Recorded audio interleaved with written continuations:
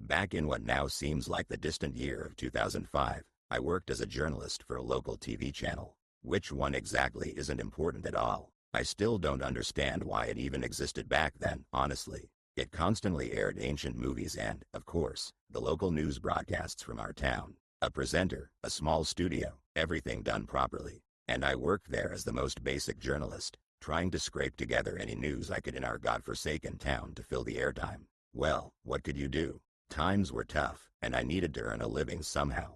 They paid well, so I worked. I went to every car accident site, which were extremely rare, covered drunken brawls in dive bars, you name it. There was even a case where we went to film a cat stuck in a tree. That was my job, up until a certain point. It was autumn then, I think. Yes, definitely autumn, November, and that's when people in our town started disappearing. Let me explain what I mean by disappearing. A person would be walking home from work, their family, kids, a hot dinner waiting for him, but he never shows up.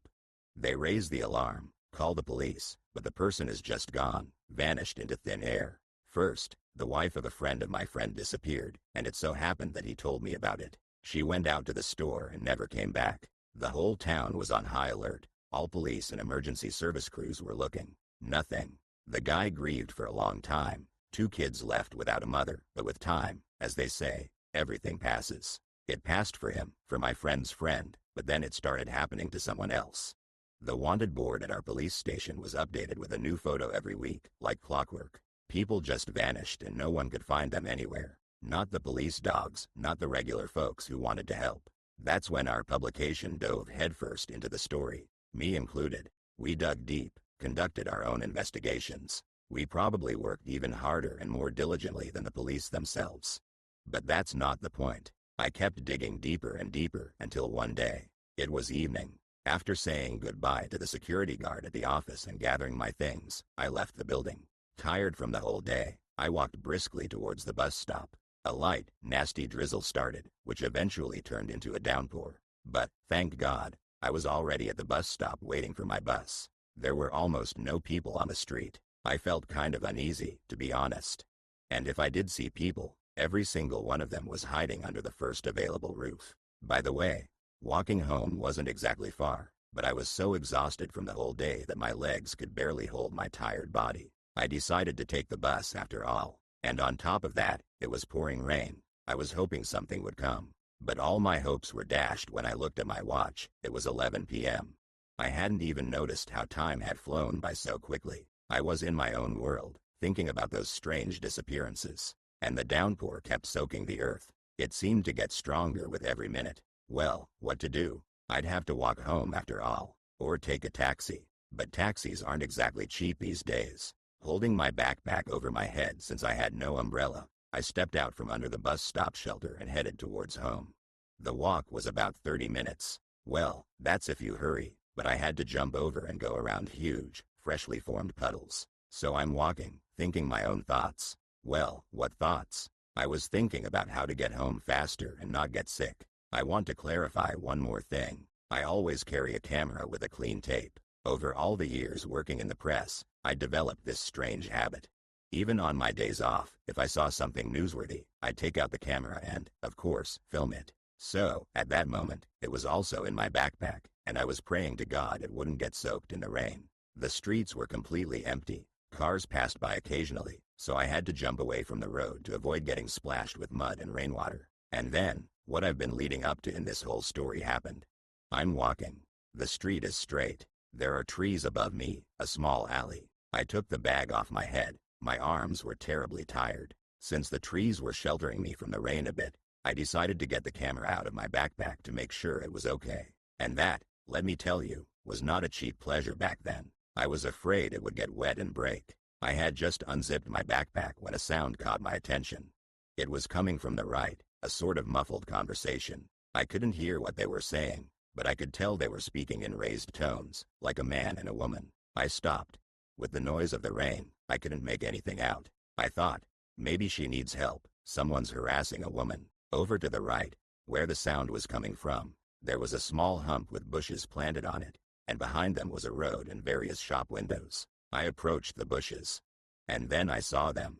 A young girl, tall and beautiful, was standing there, and next to her was a man, maybe 50 years old, dressed like a complete bum, I swear. He was standing there holding her hand. She was trying to break free, but he wouldn't let go at all. The girl started screaming and trying to wrench her hand from his grip, but he seemed strong enough to hold her. I was just about to jump out from the bushes to help the girl when I saw him pull a hammer from his pants pocket. While the girl was trying to break free, he swung and hit her on the back of the head. A shiver ran through my whole body. What the fuck did I just see? My whole body started tingling unpleasantly, and goosebumps ran all over me. With trembling, frantic hands, I tried to turn the camera on. While I was fumbling with it, I kept glancing every few seconds at the scene of this horrific event. The girl fell to the ground, and a pool of blood spreading right under her head was clearly visible. I turned the camera on and started filming as this guy grabbed her by the leg and started dragging her somewhere. I realized where a little later, after following him a bit. Between the shop windows I mentioned earlier, there was a small alley. He dragged her corpse into that very alley. Well, I followed him out of the bushes, hiding behind every tree and pole, just so he wouldn't see me. I didn't let him out of my sight, and he walked slowly at first, dragging the girl along the ground, but then, apparently running out of strength, he threw her over his shoulder and carried her on his shoulders. Where was this bastard taking her? To hide the crime, I guess, but there was blood right there on the sidewalk. Although the rain would wash it away in a matter of minutes, especially since there was a sewer drain nearby on the road. So, I rushed after him. I entered the alley. He didn't see me. Thankfully, the noise of the rain masked my steps. And for insurance, I kept hiding in the first suitable spot I found. And so I hid behind a transformer booth. I look, and he enters some courtyard and heads towards a basement. And one more thing. This basement wasn't like the usual ones in residential buildings. It was more like the basement of some kind of business or enterprise. It was all lit up, had air conditioners, even had a car entrance. As soon as he approached it with the girl's corpse, he was met by a second man, just as big and unkempt, a overgrown brute. I heard them talking. Everything okay? Yeah, fine. Wiped the blood off? No, it's raining, it'll wash it away. No trail. Was anyone following you? There was no one on the street at all. All right, let's go. They opened a heavy, creaking door and went down into the basement. What should I do? Call the police? But how? I didn't have a phone. I ran around that building and was stunned. I can't describe the state I was in then. Everything clicked into place in a logical chain in my head. Because on the opposite side of this residential building, I saw, Lord, a fucking meat shop. Goddammit. That's when real fear gripped me. My hands started shaking so badly that even clamping them between my legs, I couldn't stop the tremors. It was a meat shop. A shop, a window, a door, a sign, meat, everything as it should be. Except, what kind of meat was it? I had to find out, since they dragged a girl's corpse in there. Or maybe not a corpse? What if she was still alive? I stood there, these thoughts racing in my head, holding the running camera in my hands and staring at the entrance to the shop, completely stunned, speechless. When suddenly, the lights in the shop came on. It was at that second that I became truly scared, and I regretted 100 times over that I had started following this whole thing. In the now lit room, a figure appeared. It was a person, a man, but he didn't look at all like the ones I had seen before. I heard a shout from inside. Get him. He saw something. The voice was loud and nasty, and then those two big brutes ran out after me. I took off running. I ran like I had never run in my life. I dropped the camera, goddammit, right there in front of that shop. I'm running with all my strength, and they're not falling behind. I hear footsteps behind me. They were running about 10 meters back. I'm running, and in one moment I realize I'm tripping over a curb. I fall. Pain in my arms. I try to get to my feet, but I had catastrophically little time. I had just gotten up when I received a powerful blow to the face and realized that I was being grabbed under the arms and dragged in an unknown direction. I saw the basement, now familiar to me. Then another blow, and I didn't see anything else. I don't know how much time passed, but I came to, how to put it, in a huge refrigerator. Or no, it was more like a giant freezer. It was terribly cold. My whole body and clothes were covered with frost. And only when I managed to pull my thoughts together a bit did I understand what was happening and where I was. I turned my head and saw human bodies hanging on huge hooks.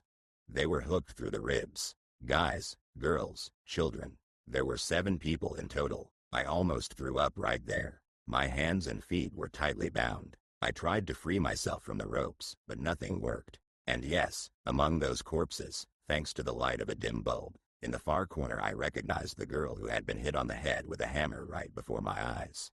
Why I wasn't hung up with them, I didn't understand. Maybe they had other plans for me? Now it had become clear where the missing people had been going, although not all of them were hanging on hooks. Presumably, those who were still missing were already lying on the shop counters. Lord, what horror. And people are buying it, cooking it, feeding it to their families. What a nightmare. I was lying on the ice-cold floor, thinking about all this, until at one terrible moment I heard voices behind the massive metal door and approaching footsteps. I quickly pretended to be dead, let's say, or unconscious. The door creaked unpleasantly, and the freezer was illuminated by the light of a powerful lamp.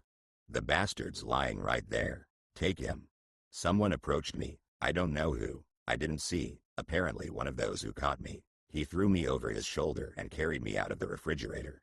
As he was dragging me, I roughly understood that nothing good was going to happen to me now. Put him here. A hoarse, nasty voice sounded from behind me, and when he threw me onto a chair, I hit my head hard and involuntarily yelped. Oh, so he's still alive. I opened my eyes. Who are you? Let me go. I didn't do anything. I was just passing by. Passing by, my ass. And why was the camera on? You were spying, said one of them. Judging by everything, he was the senior among these maniacs. He turned to the one who killed the girl. And what were you looking at, you idiot? He grabbed him by his shabby jacket and started muttering through his teeth. Do you realize that because of you, they could have busted our whole operation and locked us up in some faraway place, you fucking scumbags? I understand, I get it. Let me go, please. It won't happen again, I swear. He let him go and returned to me. You understand that after what you've seen, we can't let you go. I swear to you, I'll be silent. I won't say a word to anyone. Listen. What kind of bullshit are you spouting? You're a journalist. You people don't know how to shut up.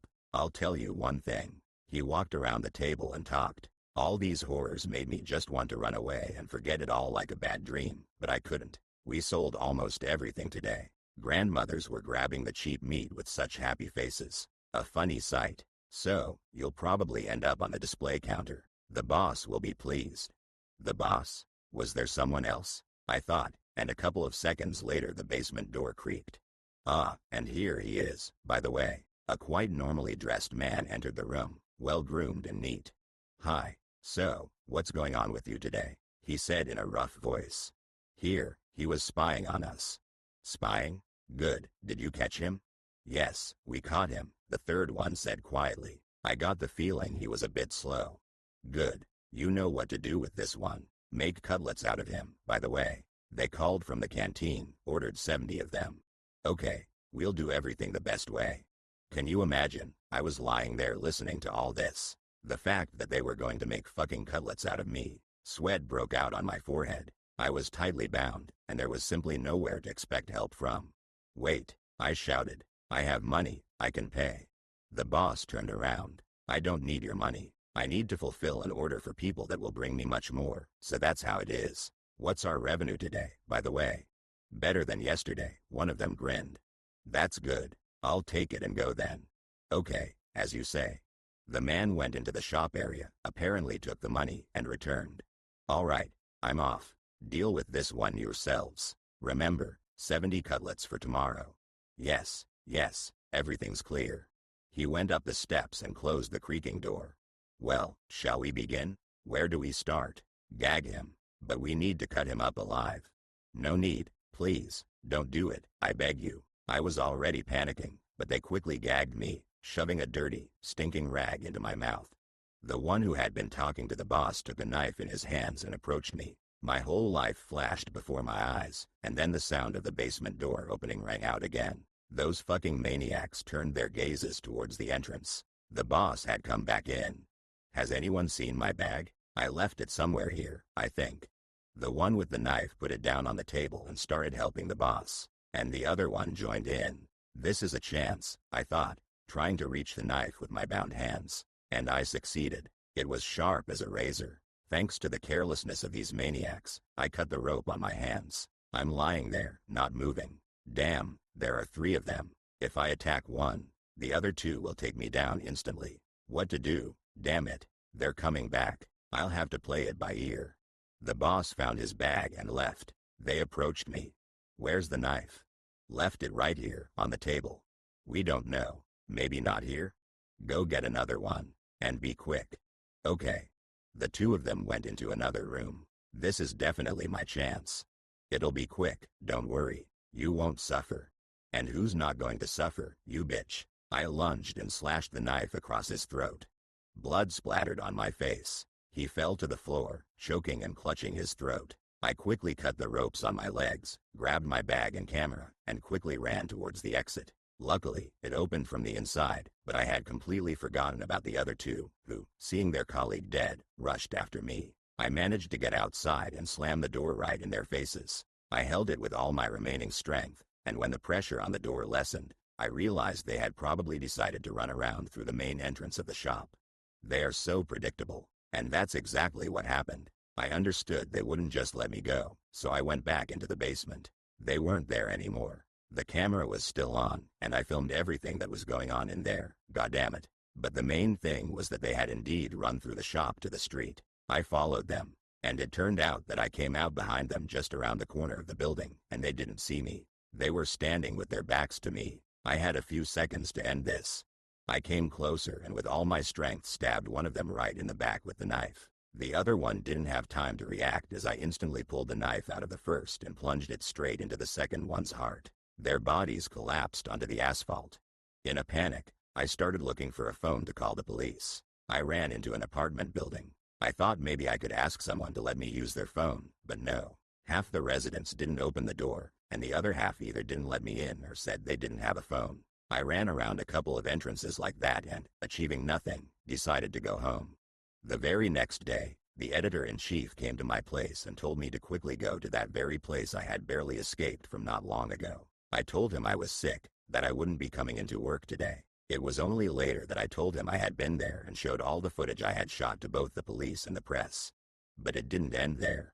About a week had passed since those terrible events, and I was just starting to slowly recover, when one fine evening I was returning home in a great mood from work. And right by my front door, I saw a human leg, severed at the knee. From the tattoo on it, I recognized the editor-in-chief of our channel. It was a sign for me, I'm sure of it. It was the boss from that cursed shop, and he had decided to take revenge for his subordinates.